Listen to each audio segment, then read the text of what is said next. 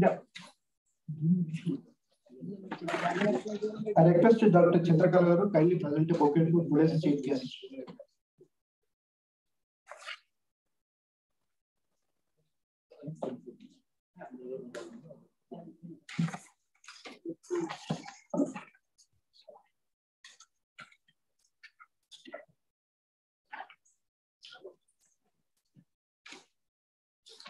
I request Dr. Mary Sunanda Garu kindly present a bouquet to Madam Surabhi Vani Devi Garu.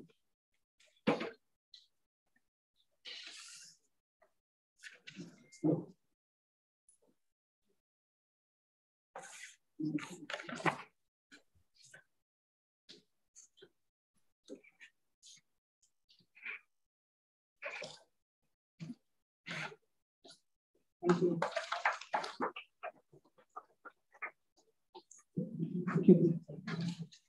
Now I request all the dignitaries on the dais kindly proceed for the lighting of the lamp and offer the floral tributes to our great leader, Sri P.V. Narasimha Rao Garu, portrait.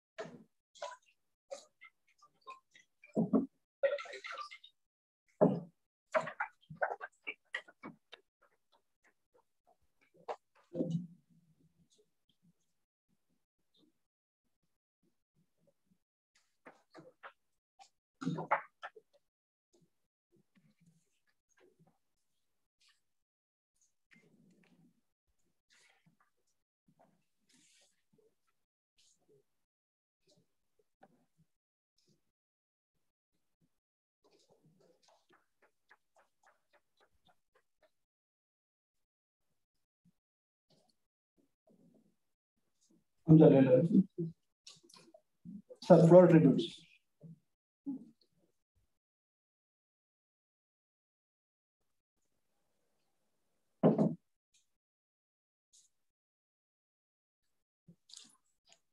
I request all the directors, deans, and heads of the branches kindly offer the floral tributes to P.V. Narasimha Rao portrait.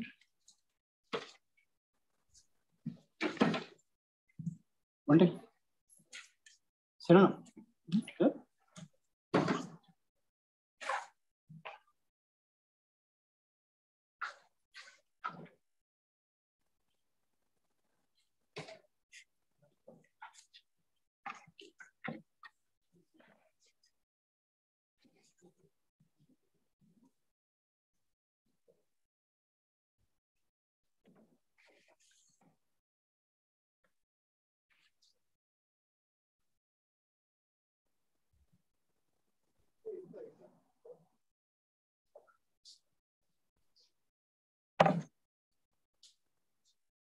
Ganesh.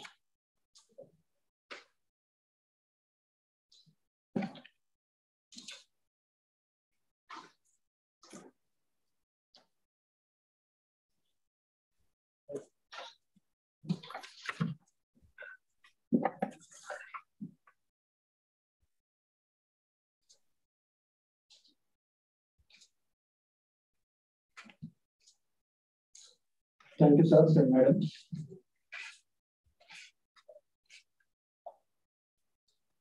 Now I request our Honorable Vice Chancellor, Professor K.S. Sitaram Rao Garu, and today's the President of the function, kindly to conduct the further proceedings.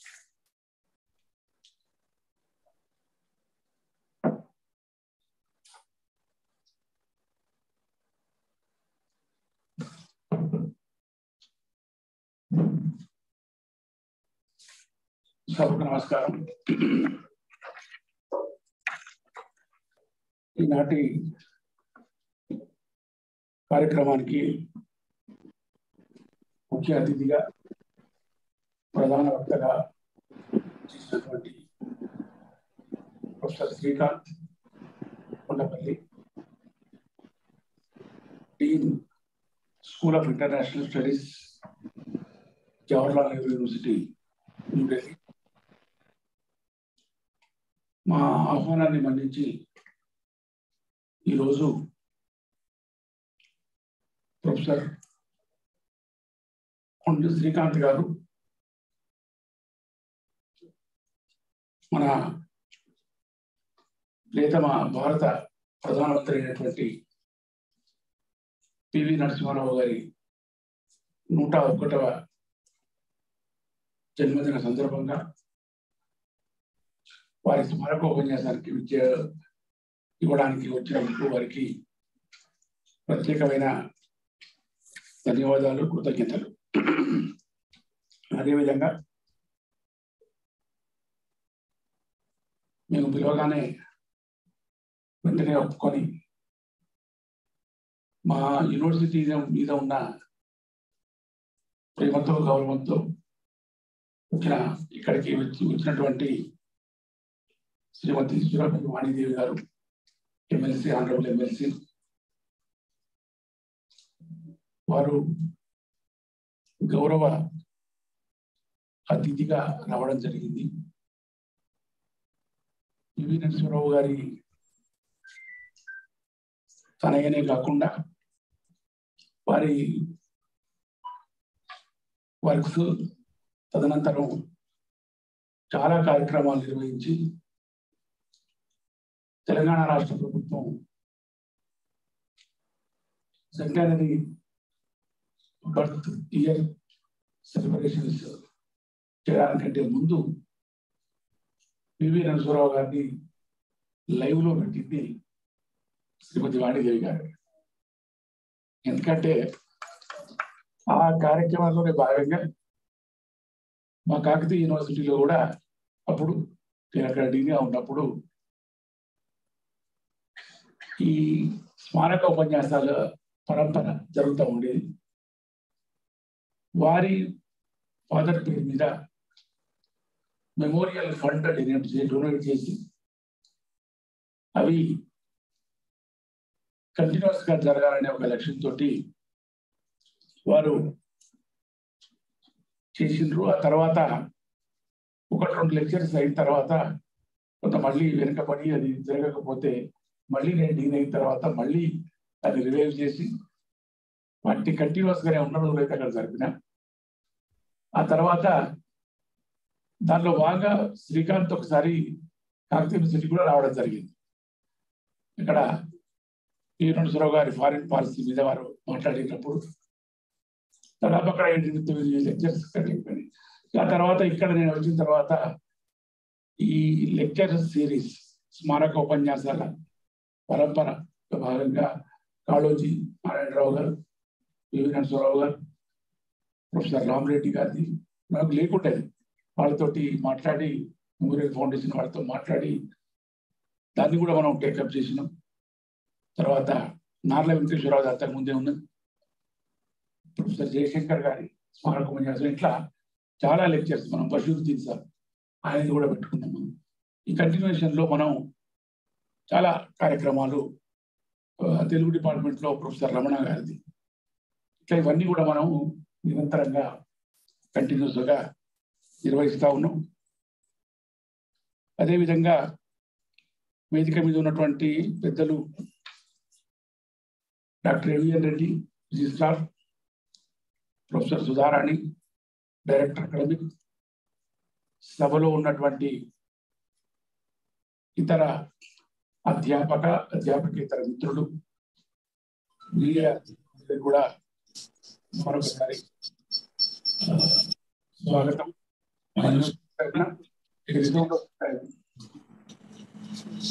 Hello, check చేయాలి ఇక్కడ mic ఇది.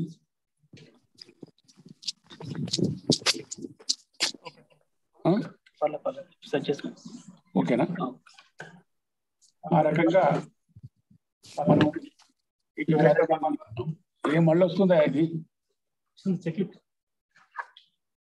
ఏదన్నా ఒకటి పెట్టిన లేకపోతే తీసేయాలి. ఆ రకంగా మనం ఈ కార్యక్రమాన్ని కూడా నిరంతరంగా కొనసాగిస్తూ ఉన్నాం. అందులో భాగంగానే ఇవాళ 6వ లెక్చర్. ఇవాళ ఇంతకుముందు మాట్లాడిన వక్తలు కూడా చాలా మంది మాట్లాడింది మన దగ్గర. వారి గురించి ఎవరెవరు మాట్లాడిన విషయాన్ని డైరెక్టర్ ఇంకా చెప్తారు. అయితే ఇవాళ మాట్లాడబోయే అంశం ఏదైతే ఉన్నదో ఇప్పుడున్న సమకాలీన రాజకీయాలకు చాలా ముఖ్యమైన అంశంగా భావించడం వల్ల, అంతేకాకుండా ప్రొఫెసర్ శ్రీకాంత్ గారు is a well known person, one of the best subject expert on China studies. మన భారతదేశంలో ఉన్న కొద్ది మంది చైనా రాజకీయాల నిపుణుడు అంటే మనం శ్రీకాంత్ గారిని చెప్పుకోవచ్చు. ఆయన చాలా రోజులు డిఫెన్స్ మినిస్ట్రీ కూడా అడ్వైజర్గా పనిచేసాడు. Is very popular in JNU and also he stayed long time in China and Hong Kong. He studied there about the Chinese political system, public policy, international relations. అవన్నీ కూడా చాలా క్షుణ్ణంగా చాలా లోతుగా అధ్యయనం చేసిన కొద్ది మంది వ్యక్తుల్లో, మన భారతదేశంలో ఉన్న కొద్ది మంది వ్యక్తుల్లో ప్రొఫెసర్ శ్రీకాంత్ ఒకడు. అది దృష్టిలో పెట్టుకునే వారిని ఆహ్వానించడం జరిగింది.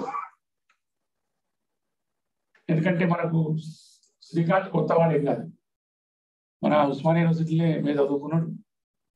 తర్వాత JNUలో MPhil PhD చేసి అక్కడనే జాబ్ కూడా సంపాదించుకొని అక్కడనే పనిచేస్తూ ఉన్నాడు. కాబట్టి ఈజ్ ఫ్రమ్ ఖమ్మం, తెలంగాణ వాడు, మన ఉస్మానియా యూనివర్సిటీ స్టూడెంట్. ఇవన్నీ కూడా మనకు కలిసి వచ్చిన అంశాలు. వారి మీద కొంచెం మనం ఎక్కువ ఫ్రీడమ్ తీసుకొని ఎట్లా రావాలి తప్పకుండా అని మనం మొహమాట పెట్టి బలవంతం పెట్టి కూడా వాళ్ళ టైంను మనం అడ్జస్ట్ చేసి తీసుకొని రావడం జరిగింది. Once again I'm very thankful for him. ఇకపోతే పివి నరసింహారావు గారి గురించి పెద్దగా ఇప్పుడు మాట్లాడాల్సిన సమయం కాదు, కానీ ఆయన ప్రధానమంత్రి అయిన తర్వాత వారు చేసిన గొప్ప కాంట్రిబ్యూషన్ ఎకనామిక్ పాలసీతో పాటు ఫారెన్ పాలసీ కూడా వారు చేసిన కాంట్రిబ్యూషన్ చాలా గొప్పది. లుక్ ఈస్ట్ పాలసీ మొదలు ప్రవేశపెట్టి మన చుట్టుపక్కల ఉన్న దేశాలు, తూర్పు ఆసియా దేశాల మీద కూడా మనం కాన్సన్ట్రేట్ చేయాల్సిన అవసరం ఉన్నదని ఒక కొత్త డైమెన్షన్ ఫారెన్ పాలసీకి ఇచ్చిన మహానుభావుడు పివి నరసింహారావు గారు. అంతేకాకుండా వారు ఎక్స్టర్నల్ అఫైర్స్ మినిస్టర్గా ఉన్నప్పుడు, విదేశీ వ్యవహారాల మంత్రిగా ఉన్నప్పుడు చైనా రాజీవ్ గాంధీ ప్రైమ్ మినిస్టర్గా ఉండే. చైనా భారత సంబంధాలు మెరుగుపడడానికి 84-86 ఆ ప్రాంతంలో చాలా గొప్ప కృషి చేసిన విదేశాంగ మంత్రుల్లో పివి నరసింహారావు గారు ఒకరు. చాలా కాలం పాటు మానసరోవర్ వరకు మనకు చాలా మంది పోయే అవకాశం లేకుండే. వారు వచ్చిన తర్వాతనే మళ్ళీ అది రివైవ్ అయింది. మళ్ళీ మన వాళ్ళు మానసరోవర్ పోవడానికి, టిబెట్ పోవడానికి అవకాశం కల్పించారు. అట్లా కల్చరల్ రిలేషన్స్ను దృష్టిలో పెట్టుకొని దాన్ని ఆధారంగా చేసుకొని ఈ వ్యాపార సంబంధాలు అనుకోండి, తర్వాత బార్డర్ ఇష్యూస్ మనం తర్వాత మాట్లాడుకుందాం. కొట్లాట నడుస్తుంది, అది లైన్ ఆఫ్ కంట్రోల్ ఉంటుంది కదా, అది పూర్తిగా సెటిల్ కాదు, అది అయినాడు అవుతుంది. కానీ మనమైతే మనం ఈ మధ్యలో మిగతా సంబంధాలు, వ్యాపారం, సాంస్కృతికం, విద్యాపరమైన సంబంధాలు ఏర్పరచుకొని పెద్ద దేశాలు, ఇరు పొరుగు దేశాలు సామరస్యంగా ఉండి ప్రపంచ శాంతికి తోడ్పడాలనే ఒక లక్ష్యంతో వారు ఫారిన్ పాలసీని ఒక రకం చెప్పాలంటే చైనాలో మావో తర్వాత డెంగ్ జియాఓపింగ్ ఎంత స్టేచర్ ఉందో, చైనా ఆర్థిక వ్యవస్థని, రాజకీయ వ్యవస్థను సంస్కరించి మార్పులు చేయడానికి ఎంత ఉన్నదో, ఆ రకంగా జవహర్లాల్ నెహ్రూ తర్వాత అంత విజన్ తోటి మన భారతదేశ ఆర్థిక వ్యవస్థను విదేశాంగ విధానాన్ని సంస్కరణలకు గురి చేసినటువంటి ప్రధానమంత్రి మన పివి నరసింహారావు గారు. ఆ రకంగా played a very great role. అంతేకాకుండా ఇవాళ మన గెస్ట్ ఆఫ్ ఆనర్ కూడా చాలా సన్నిహితంగా వాళ్ళ బాబుతోటి చైనాకు పోయి ఈ డెలిగేషన్లో అప్పుడు ఆమె ఉన్నది అక్కడ. అంతేగా ఫారెన్ మినిస్టర్ అయిన తర్వాత కూడా చైనాకు పోయినరు. అట్లా she visited so many countries including China also. కాబట్టి వారి అనుభవాన్ని కూడా సందేశంగా ఈ సభకు ఇస్తారనే ఉద్దేశంతో వారిని గెస్ట్ ఆఫ్ ఆనర్గా ఈ సభకు ఆహ్వానించడం జరిగింది. మా ఆహ్వానాన్ని మన్నించి వచ్చినందుకు మరొకసారి మీకు ధన్యవాదాలు. నేను ఇంతకంటే ఏం చెప్పను, ఎందుకంటే మనం లేటుగా సమావేశాన్ని మొదలు పెట్టుకున్నాం. అంతేకాకుండా ముఖ్యంగా శ్రీకాంత్ లాంటి వాళ్ళు మాట్లాడుతుంటే నాకు కూడా వినాలనే ఉత్సాహం ఉన్నది తప్ప మాట్లాడాలని కోరిక లేదు. కాబట్టి I want to be very brief. In the same manner, I request Professor Sudharani to briefly introduce about the program and guests. Then message by guest of honor. Then lecture by Professor Srikanth. So this is the program today. Then finally, vote of thanks will be there. Thank you very much for giving me this opportunity.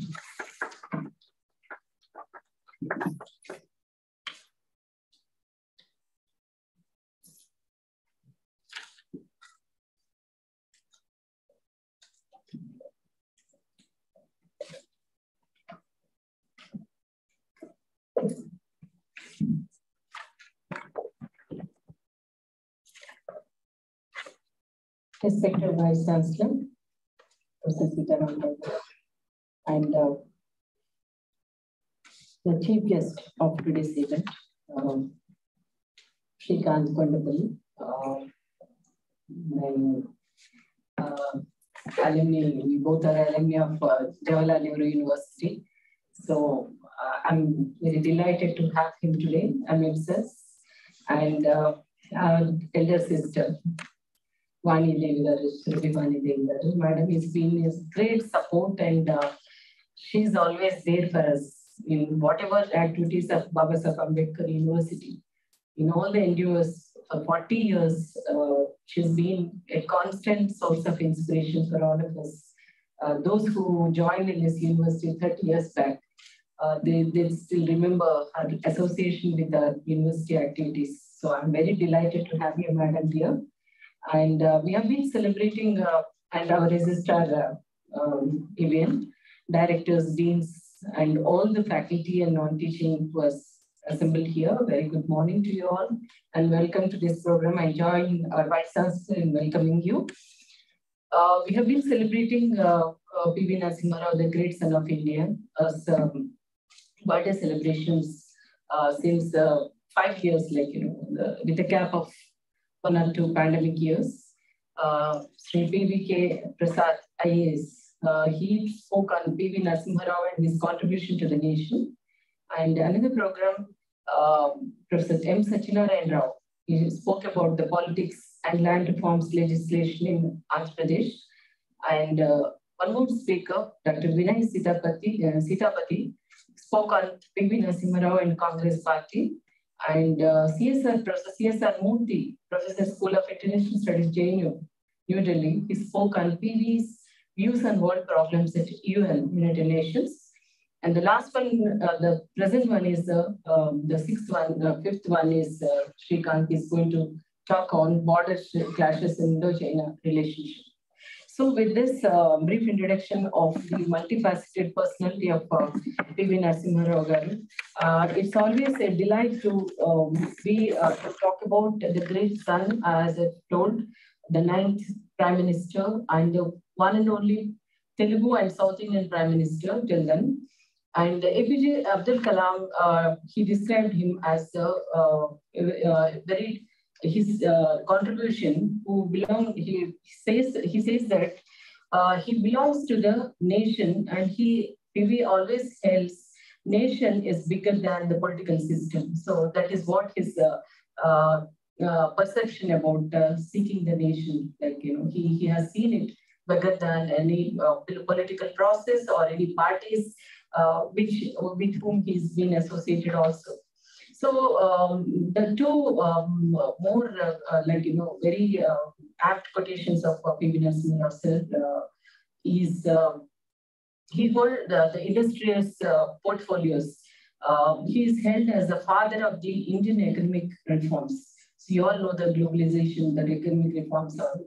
And sir used to say that, I think the most sacred right of man is to be happy. Today, incidentally, happens to be the World Happiness Day. So about the happiness, sir says that, I believe that a basic need, and the happiness is a basic need. And I shall fight a system that, equals happiness with wealth. He's always against to the concept of wealth and all. He helps social relations more than any wealth.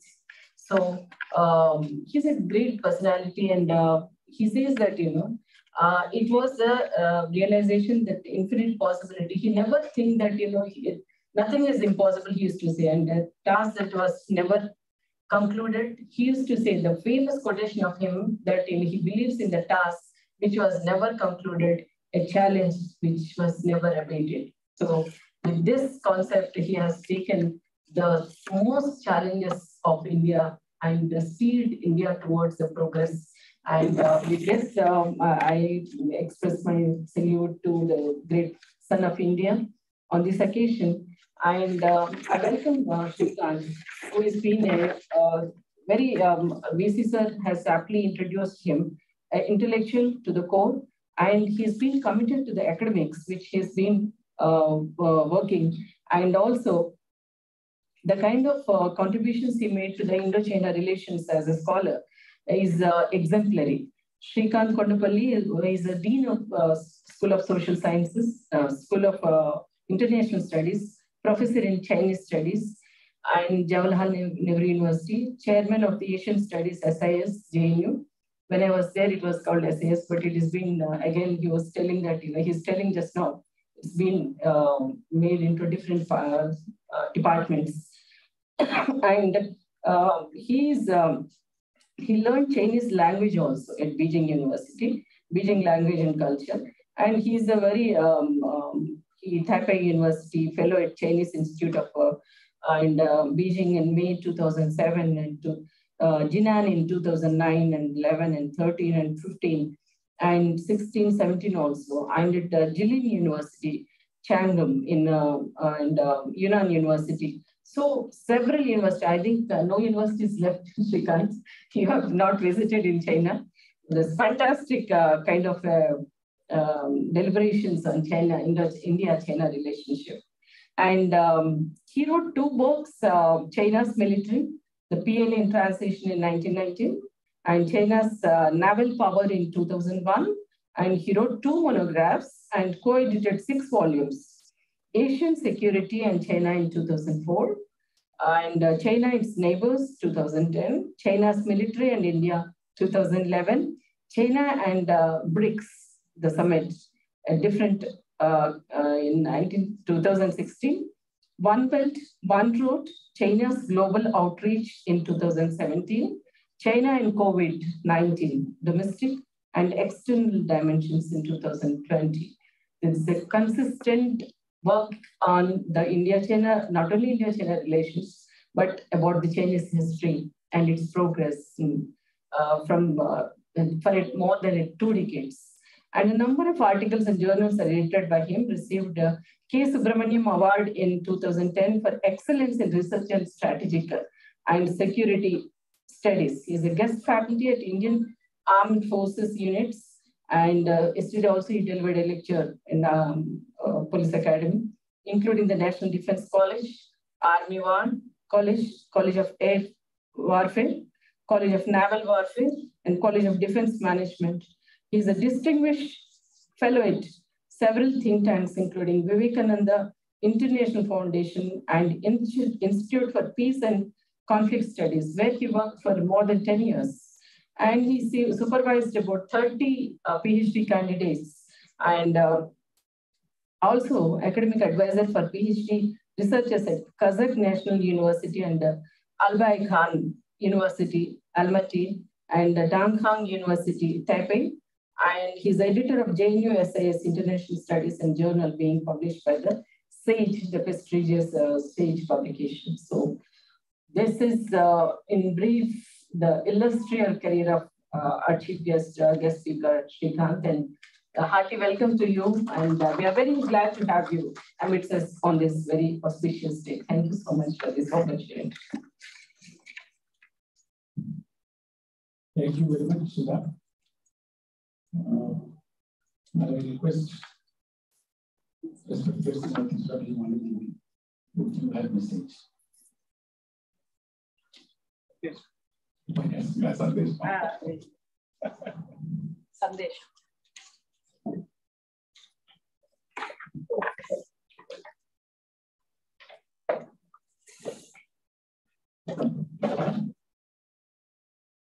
Gurubhyo Namaha, Sabhaya Namaha.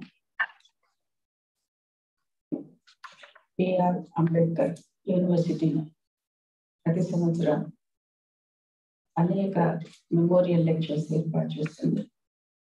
అలాగే ఇప్పటిదాకా మనం professor Sudharani గారు చెప్పినట్టుగా ఇది 6వ lecture. Shri PV Narasimha Rao గారు మనకందరికీ తెలుసు, మాజీ ప్రధాని, స్థితప్రజ్ఞ, కీర్తి శేషుడు. ఆయన గారి గురించి చాలా ఆప్ట్ పర్సన్ ని ఇవాళ మనం ప్రొఫెసర్ సీతారామరావు గారు వైస్ ఛాన్సలర్ యూనివర్సిటీ గారు చాలా చక్కగా సెలెక్ట్ చేసినారు. కొండపల్లి సీతారామరావు గారు, అలాగే శ్రీకాంత్ కొండపల్లి గారు. యాక్చువల్లీ ఇది 2వసారి నేను సీతారామరావు గారు, శ్రీకాంత్ గారి లెక్చర్ వినడం. ఈ బార్డర్ డిస్ప్యూట్ అనేది కొత్త విషయం కాదు, కానీ డిస్ప్యూట్స్ పక్కన పెట్టుకుంటే మనకు లుకిస్ట్ పాలసీ నాన్నగారు చెప్పినట్టుగా అది మనం డెవలప్ చేసుకోవాల్సిన అవసరం ఎంత ఉంది. దాని గురించి నేను చెప్పడం కన్నా శ్రీకాంత్ గారు బాగా చెప్తారు. అలాగే ఇవాళ వేదిక మీద ఉన్న రిజిస్ట్రార్ గారు ఏవిఎం రెడ్డి గారికి, ఇప్పటిదాకా అందరి బయోడేటాలు అందరి గురించి చక్కగా వర్ణించిన సుధారెడ్డి గారికి, ఇంకా మిగతా టీచింగ్ ఇక్కడ ఉన్న వాళ్ళందరికీ కూడా ముందుగా నమస్కారం తెలియజేస్తూ, ఫ్రెండ్స్ ఇది ఒక గొప్ప ఆపర్చునిటీ నాకు. ఇది ఎవరో కల్పించింది కాదు, భగవంతుడు కల్పించిందని నేను ఎప్పుడు అనుకుంటాను.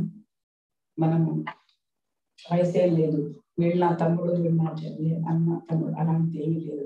ఇక్కడే నేను పుట్టాలని లేదు, అది భగవంతుడి కృప కనుకనే నా అదృష్టంగా నేను భావిస్తాను. అట్లాగే అదృష్టవశాత్తు నాన్నగారు వెంటనే నేను ఉండే అవకాశం దొరికింది నాకు.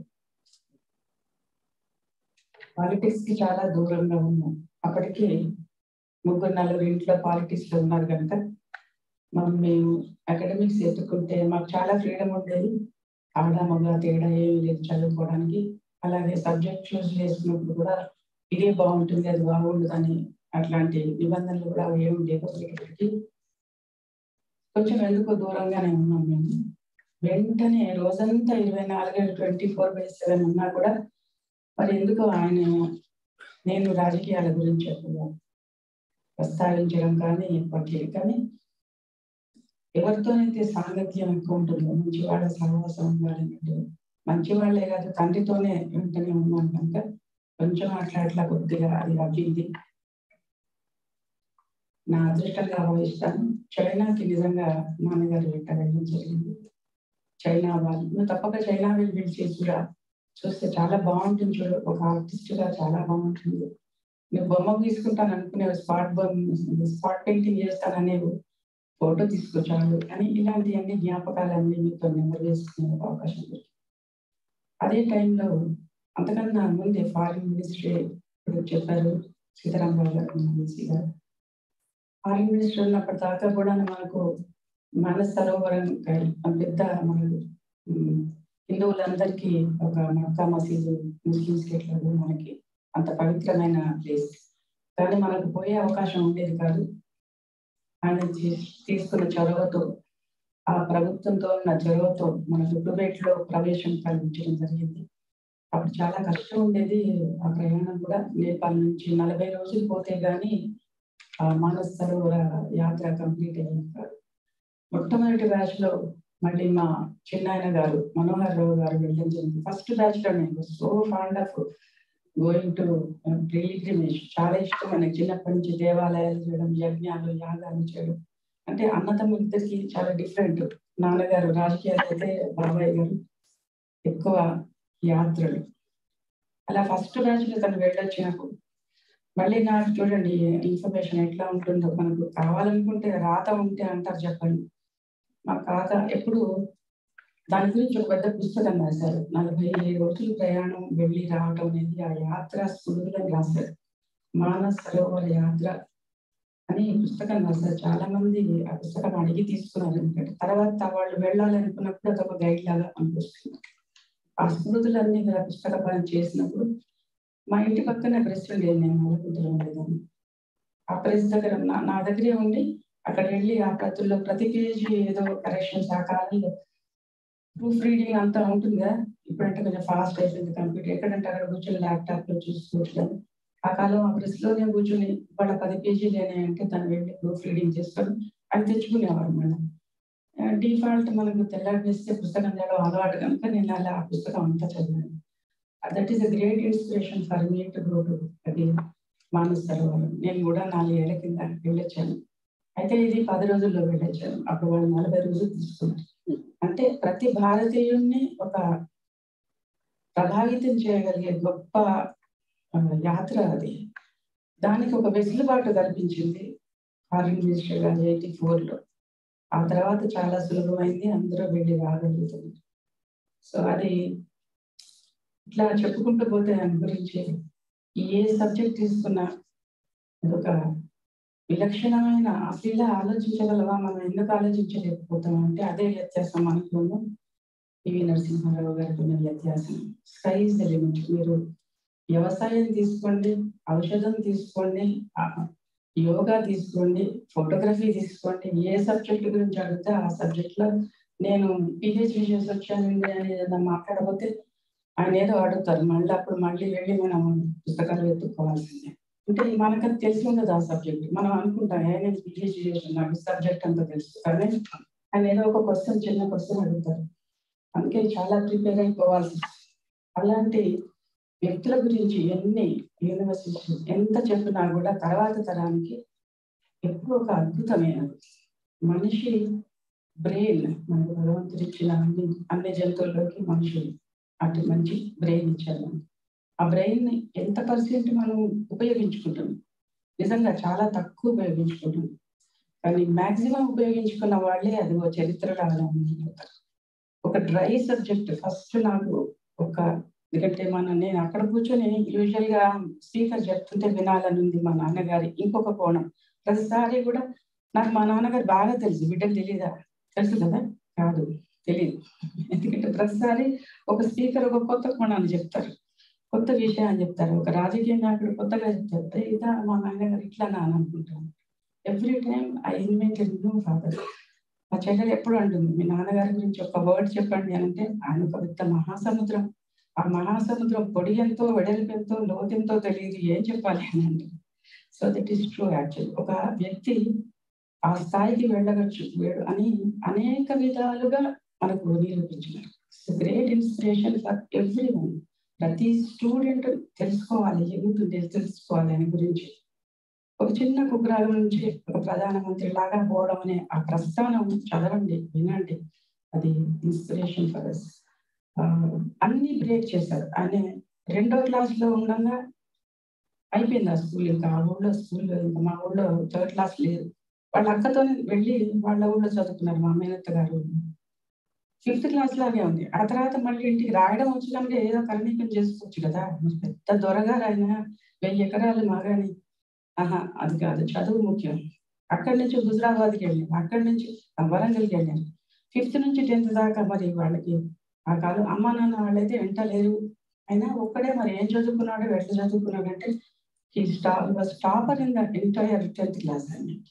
మరి ఆ తర్వాత 17 ఏళ్ల పిల్లల్ని మనం ఇప్పుడు ఊహించగలమా? ఒక 17 ఏళ్ల పిల్లవాడు ఎంత గర్వం చేస్తుంటాం మనం. మరి వాళ్ళు యూనివర్సిటీలో జాయిన్ కావడం, గవర్నమెంట్ కి అగేనిస్ట్ గా వందే మాత్రం పాడడం, కాలేజీల నుంచి వాళ్ళని రెస్ట్రిక్ట్ చేయడం. అయితే మళ్ళీ అప్పుడన్నా ఇంటికి వెళ్ళి చదువుకో, ఇంట్లో ఏదో పని చేసుకోవచ్చు కదా. కాదు, ఇంకొక దేశం, ఇంకొక రాష్ట్రం, ఆ కాలంలో ఇంకో దేశం అనేవాళ్ళు రాష్ట్రాన్ని. మహారాష్ట్రకి వెళ్ళి అక్కడ చదువుకోవడం. బీఎస్సీలో జాయిన్ అయ్యి మళ్ళీ బీఎస్సీ సరిపోలేదు తనకి, ఇదేదో కాదు తన సబ్జెక్ట్ అని మళ్ళీ ఎల్ఎల్బీలో జాయిన్ కావడం. మళ్ళీ ఇన్ని సబ్జెక్ట్స్లో టాపర్, ఎప్పుడు గోల్డ్ మెడలిస్ట్ లేకుంటే టాపర్. అట్లా ఎల్ఎల్బీ ప్రాక్టీస్ చేసి ఇది కూడా నా ఫీల్డ్ కాదనుకుని రాజకీయాలకు రావడం, ఒక దేశ ప్రధాని కావడం. ఈ ప్రస్థానం అంతా మన పిల్లలకు అందరికీ తెలిసి ఉండాలి. ఇది సాధ్యమే. అనేక సంవత్సరాలుగా ఒకే నార్త్ ఇండియా నుంచే ప్రధానమంత్రి కావచ్చు అనే ఒక మనకు భ్రమ ఉండేది కాదు. సౌత్ ఇండియా నుంచి కూడా కావచ్చు. తొలి తెలుగు ప్రధాని అని చాలా సార్లు మనం కోట్ చేసుకుంటాం. అలాంటి వ్యక్తి మరి అనేక సార్లు ఒక రికార్డ్స్ బ్రేక్ చేశారు. ఒక మైనారిటీ ప్రభుత్వాన్ని వేయడం అంటే ఇప్పుడు చూస్తాం. మహారాష్ట్ర ప్రభుత్వాన్ని ఏమైందో ఇప్పుడు రాజ్ ఠాక్రే గారు సంబంధించిన రాత్రంతా మనం న్యూస్ చూస్తున్నాము. కానీ ఒక 5 సంవత్సరాలు ఏదడం అనేది ఇట్ ఇస్ ఒక అగ్ని పరీక్ష లాంటిది. కానీ అందరినీ కలుపుకపోవడం అనే ఒక నైజం ఉంది. మనకు దేశం ముఖ్యం, ఇంతకుముందు చెప్పారు, దేశం ముఖ్యం, పార్టీలు ముఖ్యం కాదనే సిద్ధాంతం ఆయన బాగా వంట పట్టించుకున్నారు. ప్రత్యర్థులకు అజాత శత్రువు లాగా ఆయన దేశాన్ని కనుకని ఇప్పుడు ప్రపంచం మొత్తం మన చేతిలో ఉంది. ఇప్పుడు ఇక్కడ నుంచి ఎన్ని వేల మంది చూస్తున్నారో మరి టీవీ మార్చడం ధర, ఈ టెక్నాలజీ ధర, అది ఆద్యులు టీవీ గారు. సో అలాంటి మహానుభావుల గురించి మరి ఒక్క టాపిక్ మాట్లాడినా కూడా it is a great information for so many people. Srikanth గారు ఈ సబ్జెక్ట్ లో నిష్ణాతులు, చైనా లాంగ్వేజ్ కూడా నేర్చుకున్నారట అక్కడ. మరి ఇది 2వ సారి మిమ్మల్ని వినడం, మనం విందాం. మనం అందరూ అక్కడ కూర్చొని వింటే బాగుంటుంది, కానీ మొట్టమొదటి ఈ మెమోరియల్ లెక్చర్ లో వాళ్ళు మాట్లాడాలి, మనం మాట్లాడదు. Thank you so much giving me this opportunity. నమస్కారం. Thank you very much. Now I request Professor Srikanth to transit on.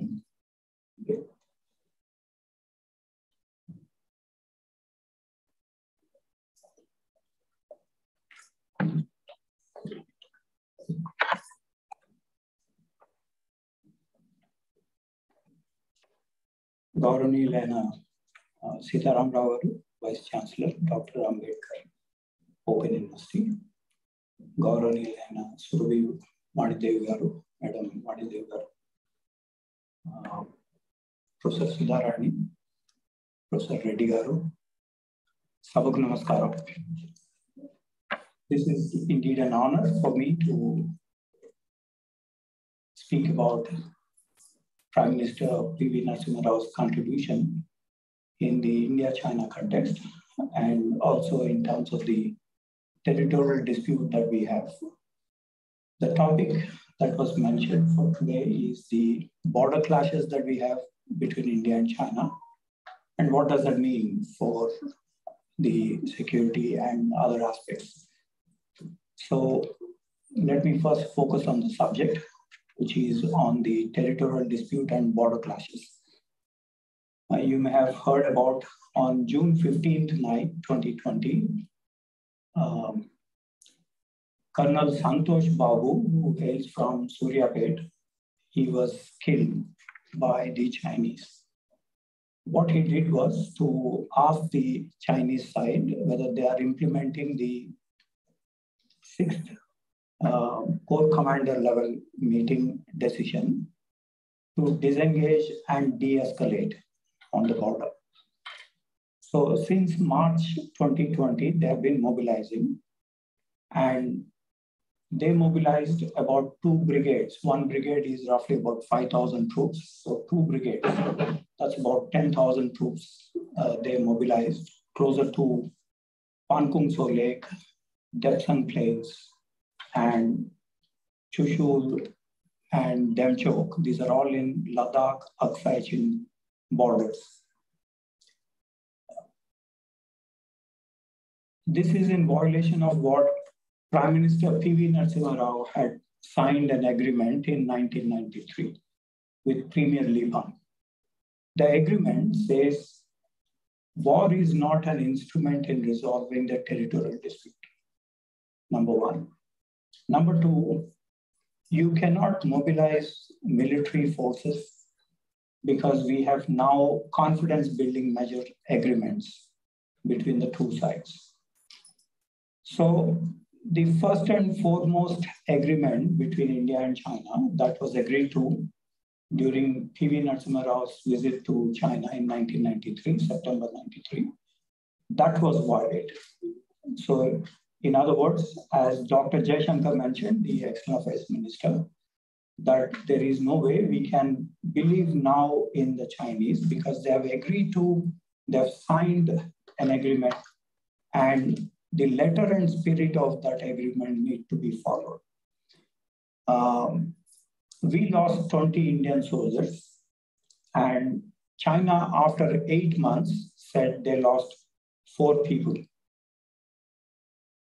We do not know exactly how many casualties the Chinese suffered, but according to the TASS news agency in Moscow, TASS used to be part of the Soviet Union and the CPSU, Communist Party of the Soviet Union.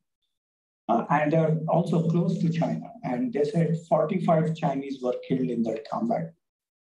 The American estimates put it at 120 Chinese killed. The Indian sources also suggest to over 100 Chinese soldiers killed. So we still do not have any Chinese estimates, exact estimates. But for the Indian soldiers who were killed in that, we have taken their bodies to their villages, ancestral villages. And of course, with honor, they were buried, or the other, ceremonies were conducted. So this is also one way we can imagine a soldier who fights for his country cannot be even honored in China. So that is one that is left in a bad taste in the Chinese case. But most important, the first line that is concluded in 1993 by Prime Minister P.V. Narasimha Rao, that has not been observed, and there is no guarantee that in future, if we have an agreement with the Chinese, that would be followed or followed up by the other side. So this has led to the current stalemate, and this has been a severe one. Last 2.5 years, we do not have much of the bilateral relations. So on June 17th, Dr. Jaishankar, the External Affairs Minister, called up Wang Yi, the Foreign Minister of China, and he mentioned that until and unless peace and tranquility prevails on the border, there cannot be any bilateral relations. Bilateral relations would mean we have about 30 engagement processes between Foreign Ministry, Defense Ministry, HRD Ministry, at that time HRD Ministry. We have 30 engagement processes between the two countries. All of them have been shut down now in the last 2.5 years. We also have civil society interaction, people-to-people interaction. At one time, 10 lakh Indians used to go to China for tourism. Now, all of that has been reduced to 0. And we have about 30,000 Indian students studying in China, including from Hyderabad. You may have seen on the posters in 14 lakhs, 15 lakhs, you get your child a MBBS degree. So in Tianjin, in the port city of Tianjin, there are nearly 27,000 Indian students, many of them from Hyderabad as well. None of them got visas, and they're all self-paid. That is, this 14 lakhs, 15 lakhs of money that is spent as donations. None of them got their degrees. None of them, they were asked to attend the webinars, webinar-based classrooms. But in medical sciences, you have to do laboratory testing. You can't do webinar, remote, online education. So these nearly 30,000, and there are about 4,000 or 5,000 students in Guangzhou in the medical colleges. All of them did not get last 2.5 years. They have online courses, but not any practicals. So that is where we are now. So the civil society educational exchanges all have been shut down because China doesn't give any visa to anybody, not even to others. So not just to India, but also to the others. Because they are scared and they have been following a zero COVID policy. Dynamic zero COVID, they say, which basically means we cannot have an assembly here in this auditorium. Even with masks, it cannot be possible. Zero COVID policy means if you're coming from home, you have to be tested first. And then when you go back home, you have to be tested again. And if you are going from Hyderabad to any other city, you have to do testing 8 times at your cost, not at the cost of the government. No subsidies are given in this. And so everybody's watch will have an app that you have to download. We also have Arogya Setu, but they have another app. So it monitors live, and if there are symptoms in your body, then it becomes red color. And if it is red color, you can't even enter this room. So there is the amber color, there is the green color. Green color would mean you can attend the auditorium here in this. And if the government says that today we are locking down now, all of us will have to be in this room for the next 5 days. Even if there are no food, no toilet facilities, we have to stay in this. That is what zero COVID policy means. So last 2 months, Shanghai has been closed down. Beijing has been closed down. 17 cities and 400 million, 40 crore people are in shutdown conditions. That is what this means, the dynamic zero COVID policy means. Now, we have also MOUs signed on the health-related aspects, and Prime Minister P.V. Narasimha Rao at the time also had contributed to these MOUs with China, including in the healthcare-related issues. And so I'm mentioning about the COVID-19 because we have had agreements, but even these agreements are now shut down without any records to following bilateral agreements. So much of these have been shut down despite what has been agreed to in the previous period. Now, the topic is on border clashes, and the June 15, 2020 is not the only one, but there are several other clashes that we have had. The first one was in 1959 in Chipchap River in Ladakh region. Then we had, of course, the major 1962 border conflict. 3,300 Indian soldiers were killed. Chinese never gave the figure, but they, according to the Indian Defense Ministry, 2,000 Chinese were also killed, 1,700. So it's not that only India suffered in that 1962 campaign, but also the Chinese have almost had similar casualties. So that was still has a lingering effect on India-China relations.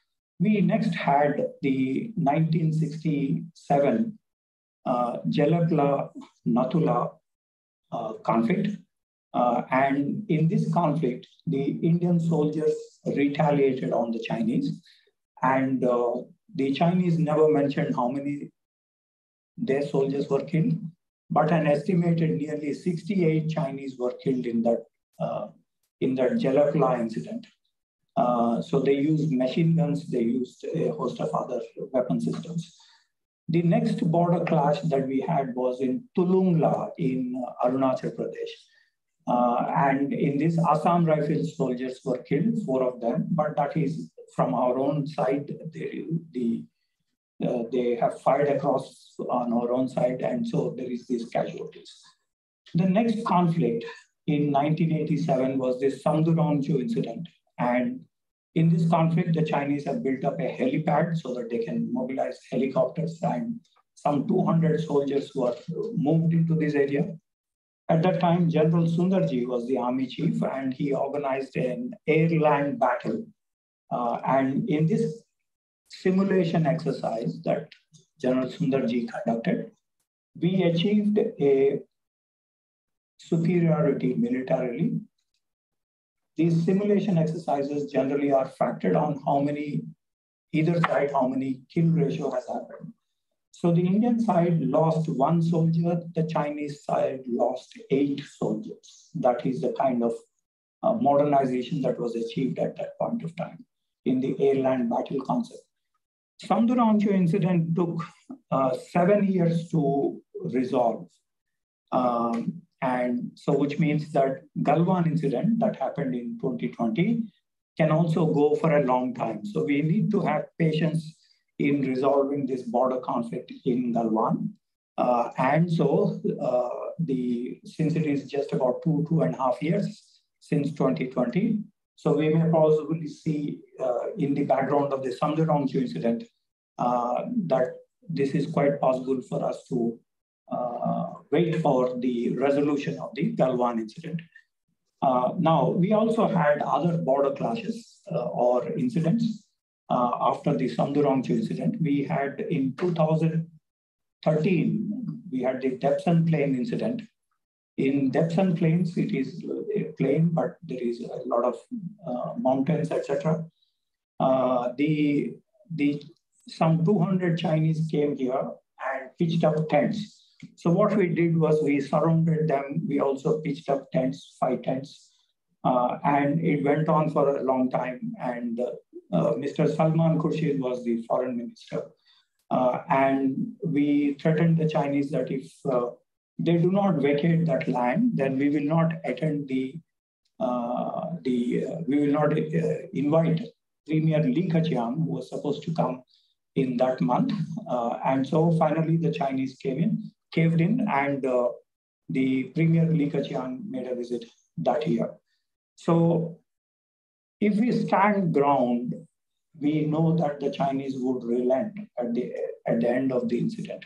So from this border clash, we came to know that we need to stand our ground in our areas of control, the line of actual control. So that is one lesson we learned in the Depsen Plains. Next major border clash or a border incident took place in what is called Doklam, or locally called Dolam. And in this conflict, the Chinese tried to create a road, construct a road to the Jampheri Ridge. And the reason for them is that this overlooks the Siliguri corridor, or chicken neck, as we say. If you look at the map between Bangladesh, Nepal, Bhutan, there is a small road or a strip of land which is about 180 kilometers. So Chinese want to cut it down so that we have no access to the northeast of India. So that is the strategic significance of the Siliguri corridor. Now, Sushma Swaraj, the then foreign minister, told the Rajya Sabha the reasons why we went into the Doklam crisis. Doklam is in Bhutan. So technically we have no right to go there. But Bhutan signed an agreement both in 1947 as well as in 2012 that we take care of their national interests. We protect their national interests. So these are the agreements we signed with Bhutan. So that is the reason why we went and rescued, helped the Bhutans in this conflict. So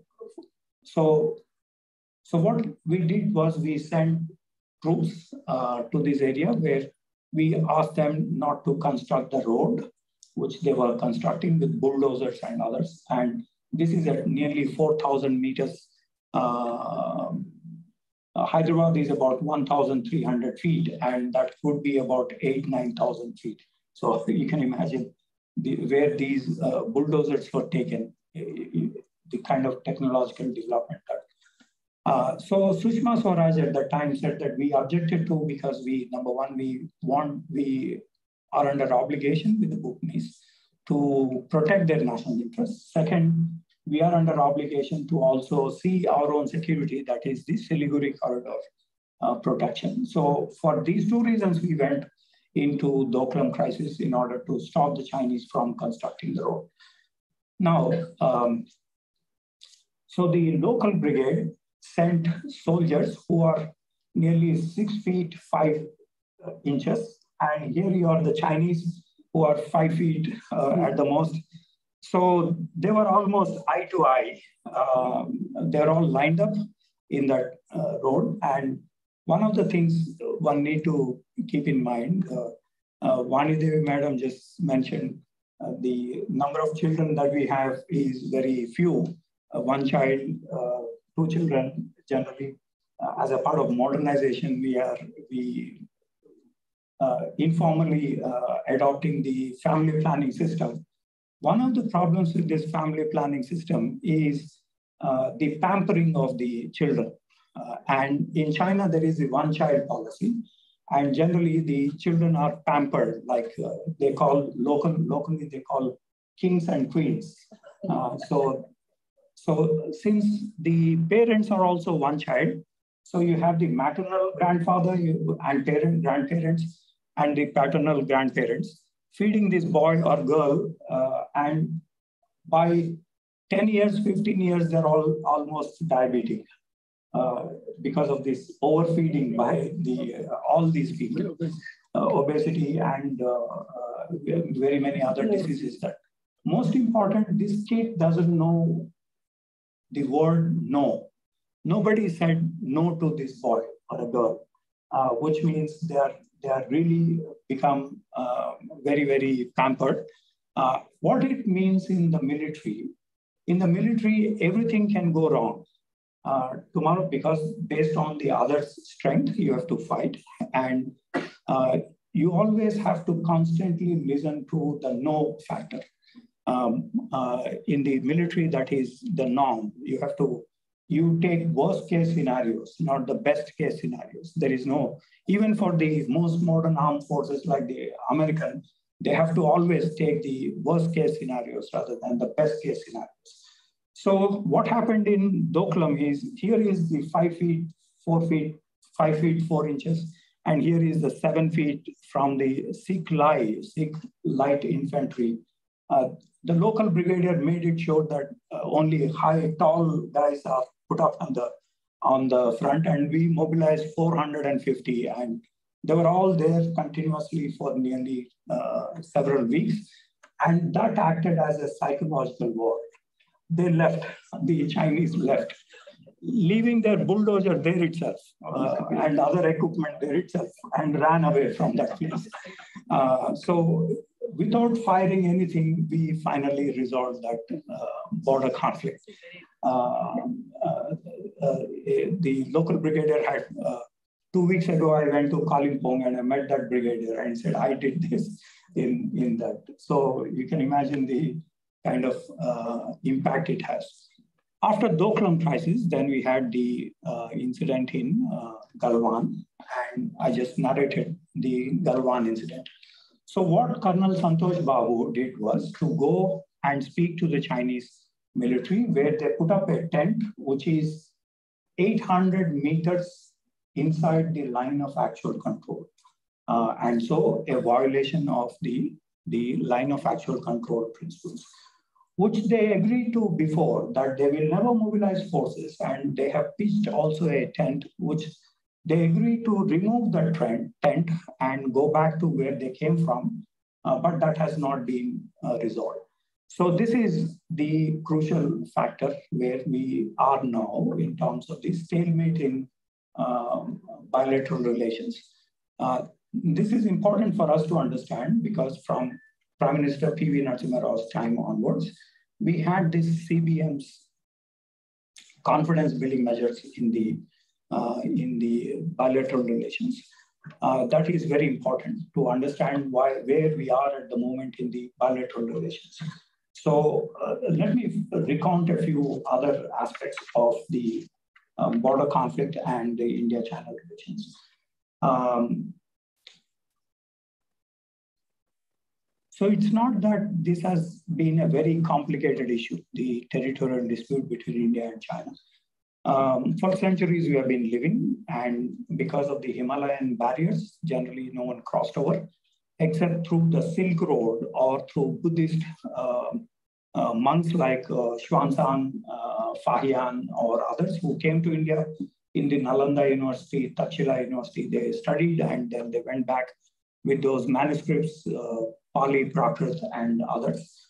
And by the way, Prime Minister P.V. Narasimha Rao also had signed an MOU for the reconstruction and the repair and others of several monasteries in China. Indian government contributed to a lot of money and restoration. Restoration would mean we sent several artisans to China to restore these monasteries because this is a skill that is only with the Indian artisans, those people who can do the sculptures. So this decision was also taken during Prime Minister P.V. Narasimha Rao's time in order to enhance the bilateral cultural relations. So from the territorial point of view, we began a discussion on the complicated territorial dispute in 1981. This was the time when P.V. Narasimha Rao was the foreign minister. Since 81 to 88, we had 8 talks at the joint secretary level in the Ministry of External Affairs. And then we graduated to a joint working group meetings. Some 15 meetings took place till about 2005. And then we had the special representative meetings, where now Mr. Ajit Doval is the National Security Advisor. He is in charge of these special representative meetings. But the most important thing is in 1981, these were actually started by P.V. Narasimha Rao. And so there was this long-term view that he had in terms of stabilizing the border and the way that it can upset the whole bilateral relations as we are now seeing. Let me quote the then Foreign Minister P.V. Narasimha Rao. Speaking to the Indian Parliament on December 18, 1981, he said, although fairly wide differences persist in the India-China relations, there was a scope for better understanding on each other's position. This is only possible when we bring about a complete resolution of our problems, as well as stable relationship in all fields. Stable relations in terms of economic, trade, investments, tourism, people-to-people contacts, and other areas. And this is important because we began the talks on the border. And of course, finally, we signed also the Peace and Tranquility Agreement, for which he was famous for on the territorial dispute. Let me read out a few paragraphs from the Insider that he wrote. This is a very crucial text. In this, he mentions about Sardar Vallabhbhai Patel's letter to Nehru, where he mentions in 1950 that the PLA, the People's Liberation Army, is marching into Tibet. And for the first time in our history, we are facing an enemy on our borders. This has never happened in our history, but after the PLA occupation of Tibet and what they call as liberation, we now have a new factor in our bilateral relations. So Patel warned Nehru that we need to have a concerted policy, a comprehensive policy that can be mobilized.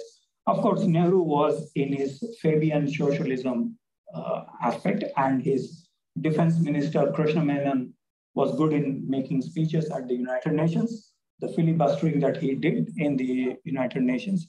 In one of the speeches, which went on for hours, he was basically laying down the plans, but never mentioning about anything in relation to Indian security. During Nehru's time, India's defense budget was also very low because Nehru thought that he can convince the Chinese in Hindi Chini bye-bye and able to resolve the problem on the border. But that has not happened.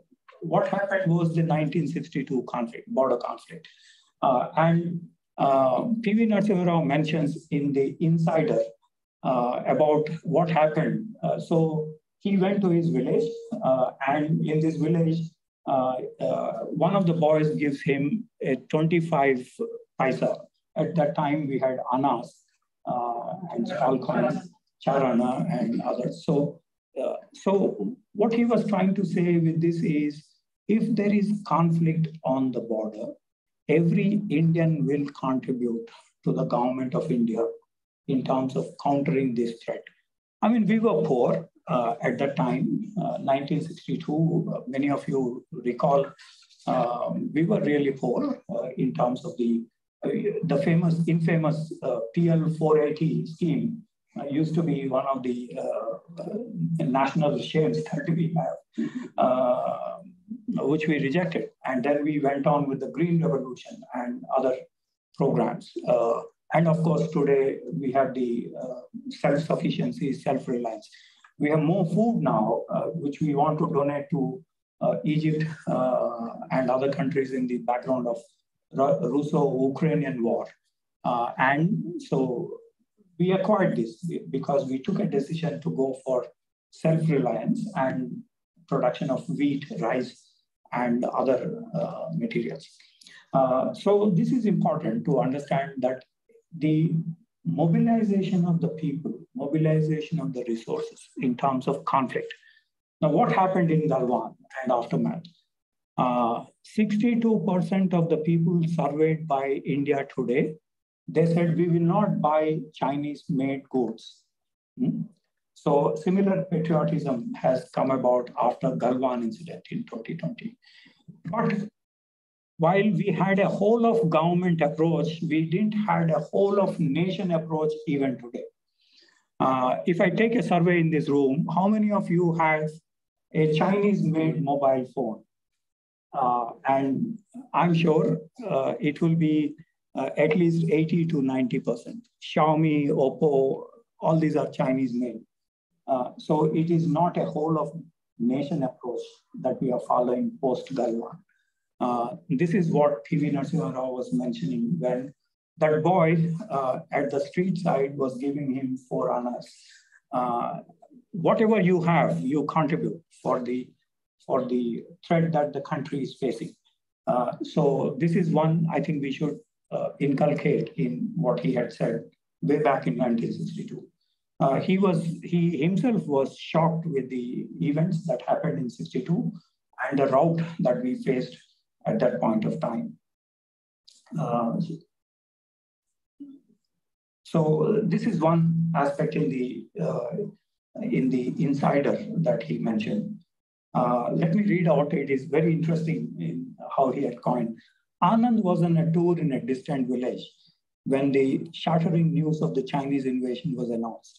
Within hours, there was an astonishing metamorphosis in the prevailing atmosphere because everyone, as you know, Nehru went to Colombo and said, we will throw out the Chinese when Chinese were marching in Assam and other areas through Tejpur and other areas. Except for the lone troubled voice that came from the radio, there was a numbed silence all around. I'm sure some of you were there in 62 and probably would have recounted these. There was a numb silence all around. Every citizen was in the grip of an indescribable mixture of anger, anguish, a sense of disappointment, and above all, a feeling of unity with every other Indian. Did we feel the same in Galwan? Just when Anand was about to leave, a lad of about 10 came forward, 10-year-old boy. He put his hand in his shirt pocket and produced a 25 paisa coin. He held it out tentatively and stammered, "This is my contribution to defeat China." Anand accepted the coin and hugged the boy. He controlled his emotion with some difficulty. The gesture electrified the atmosphere. For the first time, faces brightened somewhat.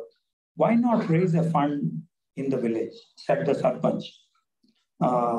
"Yes," interjected the villagers. "We must give and give and give until it hurts." That is, I give everything until it hurts me for patriotism, for nationalism. That is, each a little more than he can is what the spirit at the time was. Something we need to remember even today about this. The other things I would also like to recount in the Insider, which is a kind of autobiography because he recounts many of these about the Timaya, the chief of army staff, who said that, so he recounts in this again.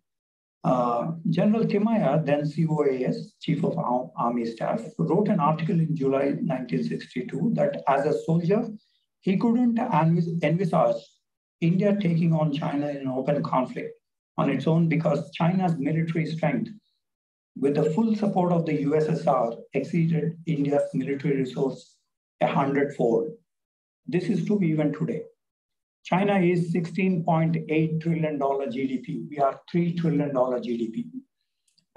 They have the third largest armed forces. They spend $252 billion in defense budget. We spend about $60 to $63 billion. Huge difference in terms of how much they allocate. But most important, when the Chinese soldier comes to Tibet, they want an air-conditioned room. You can't fight with an air-conditioned room. You look at any Indian soldier, he or she will be doing a yoga without even clothes in frozen lands. That is also where you have the soldiering, the spirit of soldiering is developed. China suffered 68 casualties in the last 2 years of mobilization. We didn't even suffer one Indian soldier killed, except the Galwan clash. Except recently, 2 weeks ago, there was a truck which fell into the river and we lost about 12 soldiers. So that is what we have the casualty, but not the combat-related, non-combat related casualty. So Timaya says so this is 100-fold increase in the military strength of the compared to India.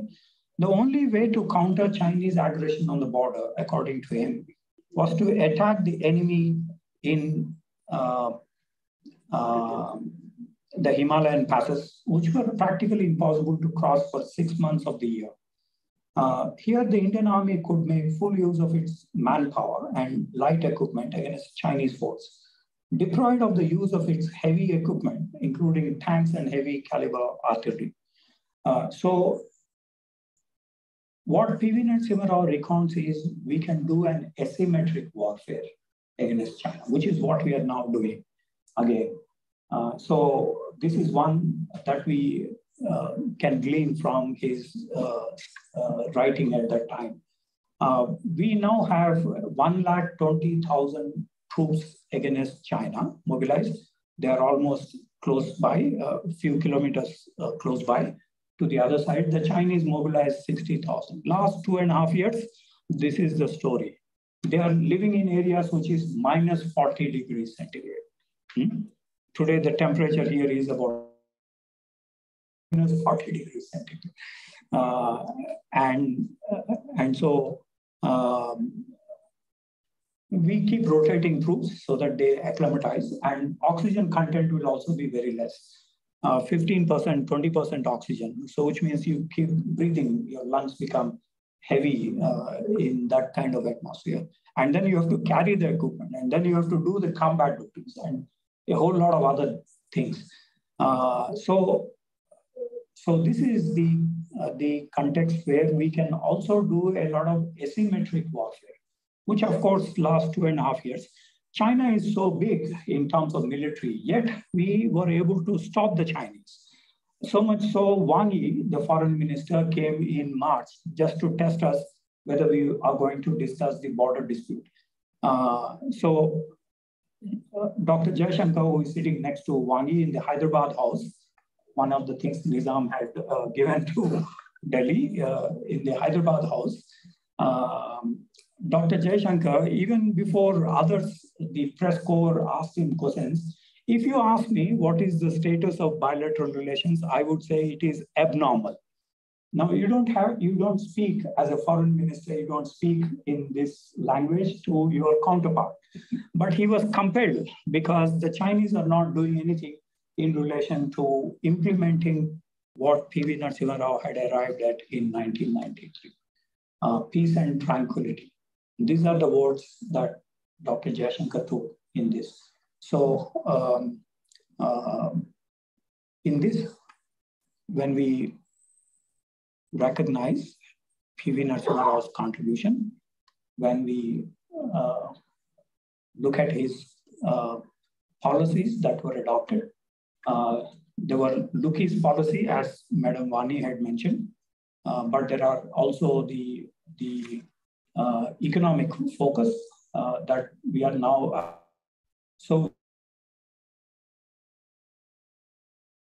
things that he mentioned, which is a long-lasting policy option for India, is we have to have our own material capabilities. We have to depend on ourselves.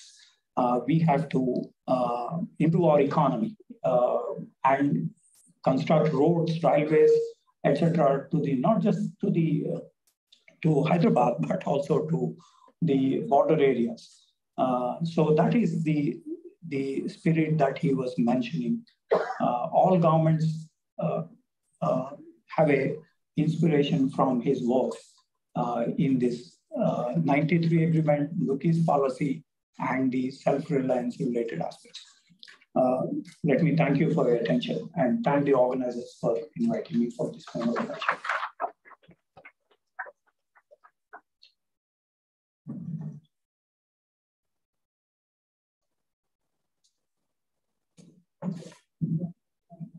Before completion of the next two remaining items of the agenda, just I wanted to make one observation, sir, with my limited knowledge on Indo-China relations. So the major issue between China and India-China relations of conflict of its nature. సరిహద్దుల్లో ఉన్నటువంటి ఘర్షణాత్మక వైఖరి కొనసాగుతుంది. మీరు చెప్పినట్టు 1959 నుండి ఇప్పటిదాకా రకరకాల incidents లో రకరకాల ప్లేసుల్లో ఇటువంటిది కొనసాగుతూనే ఉన్నది. దానివల్ల ద్వైపాక్షిక సంబంధాలు రెండు దేశాల మధ్యలో ఉన్న ద్వైపాక్షిక సంబంధాలు అయితే మీరు అన్నట్టు చాలా అబ్నార్మల్ కండిషన్లో ఉన్నాయి. ఇప్పుడు అవి ఎంతవరకు మెరుగుపడతాయి, ఎప్పుడు పడతాయి అనేది కూడా పూర్తిగా మనకి ఇంకా స్పష్టత లేదు. నాకు అర్థమైన మట్టుకు ఏమిటంటే, ఇప్పుడు మనకును పాకిస్తాన్కి మధ్య ఉన్న లైన్ ఆఫ్ కంట్రోల్ చాలా స్పష్టంగా ఉన్నది. ఇటు అటుపోతే అటు ఇటు వచ్చినా వేసి పడేస్తారు. కానీ చైనాకు మన మధ్యలో ఉన్న లైన్ ఆఫ్ కంట్రోల్ ఇప్పటికీ సెటిల్ కాలేదు. అందుకోసం మనం దాన్ని లైన్ ఆఫ్ యాక్చువల్ కంట్రోల్ అంటాం. వాడు ఒకటి క్లెయిమ్ చేస్తారు, మనం ఒకటి క్లెయిమ్ చేస్తాం. ఇప్పటికి సెటిల్ కాలేదు. అది సెటిల్ కాకుండా ఉండడానికి ఈ ఘర్షణలు అనేది ఒక కారణం. దీని వెనుక అప్పుడున్న 1940s మనకు స్వతంత్రం వచ్చే నాటి పరిస్థితి తీసుకుంటే, సరే అప్పుడున్న బ్రిటిష్ సామ్రాజ్యవాదం వాళ్ళు ఈ ఇష్యూని సెటిల్ చేయకుండా అట్లే కొనసాగించారు. Maybe of the own interest. That is one reason. రెండోది 1962 వార్, దాన్ని సీరియస్గా ప్రాబ్లం ఎక్కువైపోయింది. దాంతో అంతకుముందే చైనా కమ్యూనిస్ట్ పార్టీకి, ఇది ఎంతవరకు కరెక్టో మీరు చెప్పాలి, ఎక్కడో దగ్గర న్యూస్లో పేపర్లో ఈ విషయాలు చదివినాయి.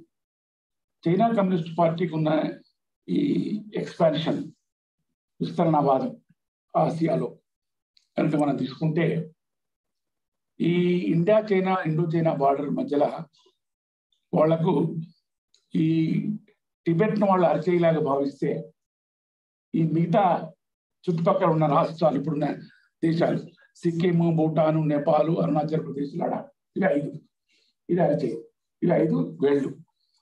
ఈ మొత్తం కంట్రోల్ కావాలంటే టిబెట్ని కంట్రోల్ చేయాలి ఫస్ట్. అంటే టిబెట్ను వాళ్ళు తీసిపడేసి తర్వాత మెల్లగా ఈ వీటిని కూడా ఆక్యుపై చేసుకోవాలనేది వాళ్ళ ఇంటెన్షన్ అనేది చాలా కాలం నుంచి ఉన్నదనేది ఒక అనుమానం.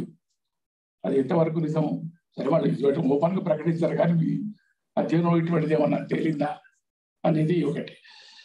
ఇక రెండోది, ఇప్పుడు PoK issue, Pakistan occupied Kashmir మీద ఇన్ఛార్జ్ ఉంది కదా మనకు.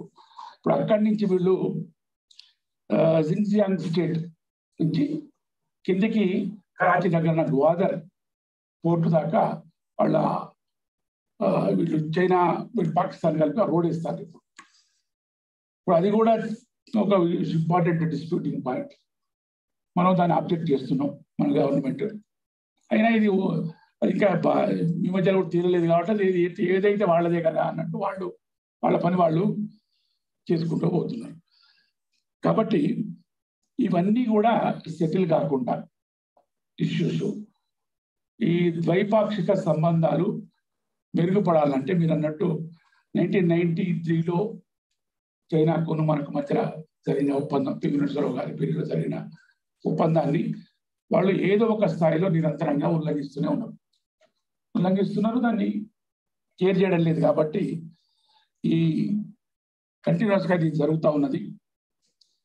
ఈ లైన్ ఆఫ్ యాక్చువల్ కంట్రోల్ కాకుండా ఎల్ఓసి అనేది ఏర్పడుతుందా, ఎప్పుడు ఏర్పడుతుందో కూడా మనకు సరిగ్గా ఐడియా లేదు. కాబట్టి మరి ఈ అబ్జర్వేషన్స్ లో సరే ఇప్పుడు టైం లేదనుకోండి, తర్వాత మనం ప్రైవేట్గా మాట్లాడుకుందాం. we will have a discussion whenever we feel like. So ఈ విషయాలు మనం దృష్టిలో పెట్టుకుంటే ఇప్పట్లో చైనా ఇండియా మధ్యలో ఉన్న ద్వైపాక్షిక సంబంధాలు ఇంత తొందరగా నార్మల్సీకి వస్తాయనే ఆశ అయితే లేదు. సరే, ఏం జరుగుతుందనేది మనం వేచి చూడాల్సిందే. సరే, ఈ నాకు వచ్చిన ఈ అబ్జర్వేషన్స్ తోటి really I appreciate the talk given by professor Srikanth with more details, lot of details. That is only possible when you have a detailed depth study of the field reality. ఇవన్నీ కూడా వారికి అధ్యయనంలో పరిశోధనలో వాళ్ళ దృష్టిలో ఉన్నాయి కాబట్టి ఇంత చక్కగా విషయాన్ని అర్థమయ్యే విధంగా చెప్పడం జరిగింది. వారికి మరొకసారి కృతజ్ఞతలు. ఇకపోతే last 2 items on the agenda. ఒకటి, మనం ప్రధాన వక్త ఇవాటి ముఖ్య అతిథి అయినటువంటి శ్రీకాంత్ గారిని సన్మానించుకోవడం. ఆ తర్వాత ఓట్ ఆఫ్ థ్యాంక్స్. అసలు వెల్కమ్ అడ్రస్ ఏవి అన్నట్టు చెప్పాల్సి ఉంటే ఓట్ ఆఫ్ థ్యాంక్స్ ఇవేనండి. అండ్ ఈ will propose formal vote of thanks. Madam also exactly. So thank you very much.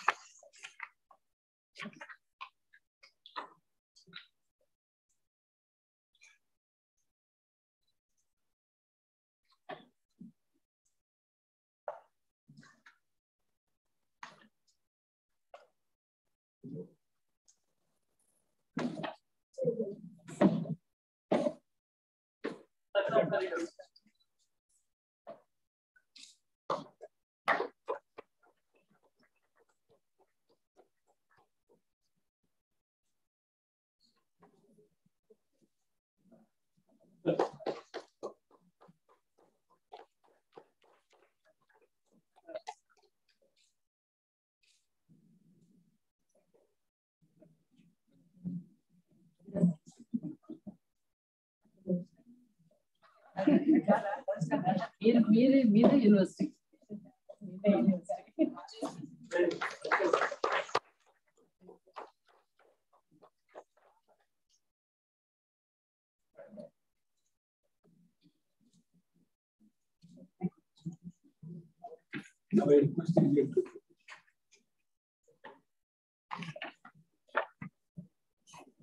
అందరికి నమస్కారం. సో ఈరోజు జరిగిన కార్యక్రమానికి వచ్చేసినటువంటి ముఖ్య తెలియజేస్తున్నాం. అదేవిధంగా ఈ కార్యక్రమానికి షార్ట్ నోటీస్ లో అటెండ్ అయినటువంటి directors of various branches, deans of various faculties, faculty members, teachers, non teachers and student service director and also executive council member doctor Bhanutula garu, deputy directors and other staff members అందరికీ కూడా ధన్యవాదాలు తెలియజేస్తున్నాం. AMRRC సిబ్బంది మరియు hall provide చేసినటువంటి CST director and engineering branch వీరందరికీ university తరఫున కృతజ్ఞతలు తెలియజేస్తాం. Thank you. Sorry, PRO section. Entire activity run by the show PRO Garu. He has taken a lot of pain even without time and done excellent arrangements, and also computer branch also for providing the online activity to cover total. Thank you. Thank you.